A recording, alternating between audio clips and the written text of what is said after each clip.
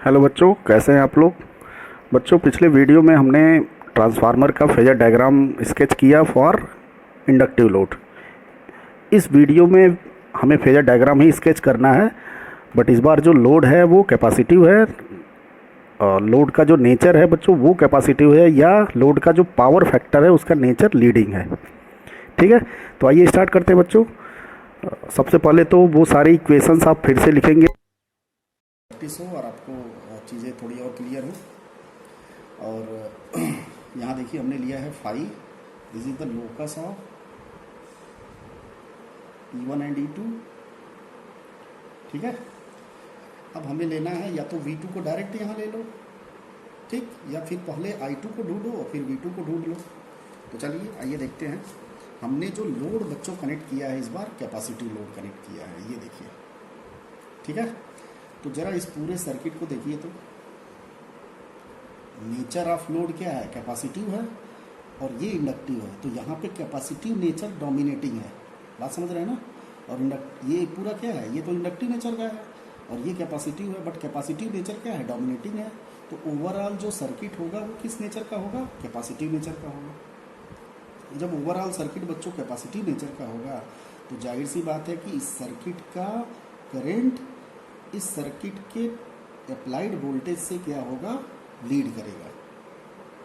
ठीक है ना, मीन्स I2 जो है वो E2 को क्या करेगा बच्चों, इस बार लीड करेगा। भाई जब इंडक्टिव लोड था और रेजिस्टिव लोड था तो I2 क्या कर रहा था, लैग कर रहा था, क्योंकि पूरा नेचर इंडक्टिव बन जा रहा था। प्योर रेजिस्टिव में इंडक्टिव बन गया था और इंडक्टिव में तो इंडक्टिव बना था लेकिन ज़्यादा इंडक्टिव बना था। तो उस टाइम I2 क्या कर रहा था, लैग कर रहा था। लेकिन इस बार जो नेचर है पूरे ये कंप्लीट सर्किट का वो क्या है बच्चों, कैपेसिटिव। ठीक है, तो कैपेसिटिव नेचर के कारण जो I2 होगा वो E2 को क्या करेगा बच्चों, लीड करेगा। तो यहाँ देखिए ये आ गया, ये है I2 हमारा इस बार। ये देखिए ना, E1 E2 ये है, लीड करने का मतलब इधर होगा।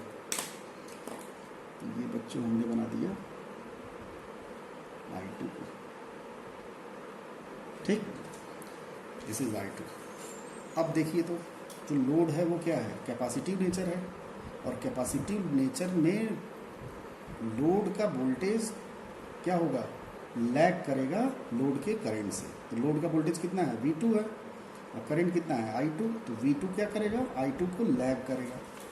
तो ये देखिए अगर I2 है तो लैग करने का मतलब इधर लैग करने का मतलब इधर बनाना पड़ेगा आपको। तो ये देखिए फिर से V2 यहाँ पे आ गया, देखा आपने। इसलिए मैं बार बार कह रहा हूँ कि V2 को आप यहीं ले ही लीजिए तीनों लोड के लिए फेजर डायग्राम में, बात समझ रहे हैं ना। तो पहले I2 ढूंढा हमने, फिर V2 बना लिया, या पहले आप V2 यहाँ रैंडमली ले लीजिए, ऐसे ले लिया। अब आपको मालूम है कि लोड का नेचर कैपेसिटिव है तो करंट को लीड कराना है, तो आप V2 से I2 को लीड करा दीजिए। और ये जो I2 है ये V2 को तो लीड करेगा, E2 को भी लीड कर जाएगा। ठीक है ना, इसलिए इधर आएगा, बात समझ में आई। चलिए अब I2 का डायरेक्शन हमें पता चल गया। अब I2 बनाते हैं। तो I2 बिल्कुल इसी के डायरेक्शन में होगा। यहाँ देखिए मैंने इसी का पैरेलल लाइन लिया और यहाँ स्केच किया बच्चों I2। ठीक है, ये बना दिया हमने I2। ठीक, अब I2X2 ढूंढिए। तो इससे 90 डिग्री पे होगा। तो ये देखिए ये वाला 90 डिग्री लीड पे होगा, प्लस J था ना। इक्वेशन देखिए एक बार फिर से आप, यहाँ देखिए प्लस J, प्लस 90 का शिफ्टिंग देगा। ये प्लस 90 का शिफ्टिंग मतलब लीडिंग, I2 से लीडिंग बनाइए, एक ऐसा फेज बनाइए जो I2 को लीड कर रहा है और 90 डिग्री से। तो ये देखिए ये होगा। ठीक है, हमें डायरेक्शन ये पता चल गया। अब इसी का पैरेलल लाइन लीजिए बच्चों, इसका पैरेलल लाइन लीजिए और I2X2 को इसके पैरेलल बनाइए on the head of I2। ये देखिए, ठीक है, दिख रहा है ना आपको। ये हो गया बच्चों I2X2।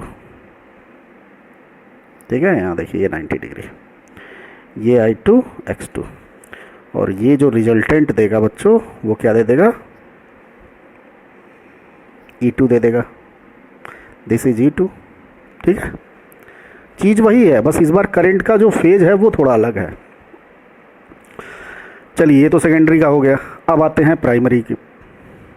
तो ये है E2, इसका अच्छा E1 भी इधर ही होगा, तो इसका अपोजिट फेज हमने खींचा और ये हो गया बच्चों -E1। अब -E1 पे आपको I1 R1 बनाना है, तो I1 को ढूंढते हैं। तो I1 is the algebraic sum of, sorry phasor sum of IM and I0। तो ये बच्चों था IM और ये था I0। देख रहे हैं काफ़ी चीज़ें कॉमन मिल रही हैं आपको। अब IM और I0 का आप अलजेब्रिक सम करोगे तो ये आएगा I0, ठीक है। This is I0। I1 dash ढूंढिए कहाँ होगा, I2 के अपोजिट। ये देखिए ये है I2 और I2 का अपोजिट क्या है, ये है, ठीक है। तो ये हो गया बच्चों I1 डैश। अब I1 डैश और I0 का फेजर सम कीजिए। तो कैसे करेंगे आप, इसका पैरेलल लाइन यहाँ पे और इसका पैरेलल लाइन I0 का पैरेलल लाइन I1 डैश पे, ठीक। अब ये जो डायगोनल है बच्चों ये दे देगा I1,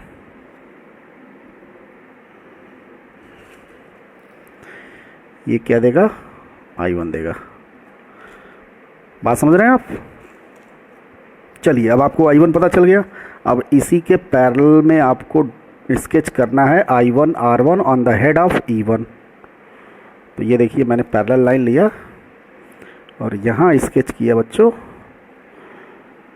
I1 R1, ठीक। अब इससे 90 डिग्री लीड पे I1 X1 को खींचना है, तो 90 डिग्री ये आएगा। ये देखिए हमने डायरेक्शन यहाँ बना लिया। अब इसके पैरेलल आप I1 X1 को प्लॉट कीजिए on the head of I1 R1। तो ये देखिए बच्चों ये हो गया आपका I1 X1, ठीक है। अब फिर रिजल्टेंट बनाइए। तो पहले वाले का टेल और आखिरी वाले का हेड मिलाइए आप इसको। ये देखिए ये बन गया V1। This is the V1। बात समझ में आई। फिर से रिपीट कर दे रहा हूँ। सबसे पहले हम लेंगे फाई, यहाँ लेंगे locus of E1 E2 dotted line से, ठीक है। V2 को आप डायरेक्ट बना लीजिए या पहले आप I2 को बनाइए। तो हमने देखा कि भाई लोड हमने कनेक्ट किया है कैपेसिटिव, तो कैपेसिटिव लोड में सेकेंडरी साइड में जब आप कैपेसिटिव लोड कनेक्ट करोगे तो इस पूरे सर्किट का नेचर कैपेसिटिव हो जाएगा, ठीक है। और पूरे सर्किट का वोल्टेज है E2, करंट है I2। तो हमने देखा कि यार ये जो I2 है वो E2 को क्या करेगा, लीड करेगा ड्यू टू कैपेसिटिव नेचर। तो हमने I2 को लीड करा दिया, ठीक। अब I2 के अकॉर्डिंग हमें V2 को ढूंढना है। तो V2 हमें पता है कि लोड के क्रॉस वोल्टेज है और लोड के क्रॉस करंट क्या है, I2 है। तो पक्का है कि लोड का नेचर अगर कैपेसिटिव है तो पक्का है कि वोल्टेज क्या करेगा, लैग करेगा। तो देखिए मैंने I2 से लैग करा दिया है V2 को, ठीक है। या आप V2 को बना के I2 को लीड करा दीजिए। तो चाहे ये पहले लीजिए चाहे ये पहले लीजिए। इसको पहले लेना थोड़ा रट्टू टाइप का हो गया, लेकिन I2 को अगर आप पहले लेते हो तो हर चीज़ जस्टिफाई हो रहा है कि क्यों V2 इधर आया है। बात समझ गया। तो ठीक है हमने V2 लिया, I2 हो गया। अब हमारे पास I2 अगर हमें पता चल गया V2 के हेड पे हमें I2 R2 बनाना है। तो इसी के पैरेलल लाइन I2 R2 हमने ड्रॉ किया। 90 डिग्री पे I2 के 90 डिग्री पे हमें I2 X2 बनाना है। तो इससे 90 डिग्री लेते हुए हमने I2 X2 बना दिया on the head of I2 R2 और ये रिजल्टेंट बना दिया और ये रिजल्टेंट हमें E2 दे दिया, ठीक है बच्चों।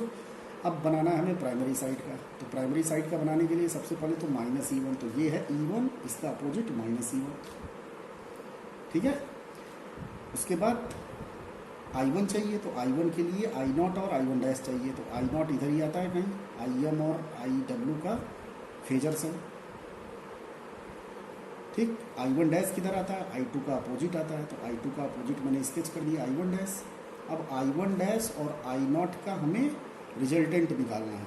तो इसका रिजल्टेंट हमने पैरेललोग्राम मेथड से किया कि इसका पैरेलल लाइन यहाँ पे और इसका पैरेलल लाइन यहाँ पे करके इसके डायगोनल से हमें I1 का फेज पता चल गया। अब इस I1 का पैरेलल लेते हुए बच्चों हमें क्या करना है, -E1 पे I1R1 को स्केच करना है। तो -E1 के हेड पे हमने I1R1 को स्केच कर दिया है ना।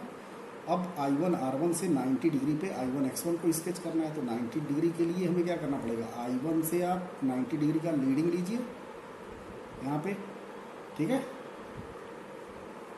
फिर यहाँ पे क्या हो जाएगा, 90 डिग्री पे I1X1 को स्केच किया हमने और फिर ये रिजल्टेंट बना दिया और ये हमको दे दिया V1।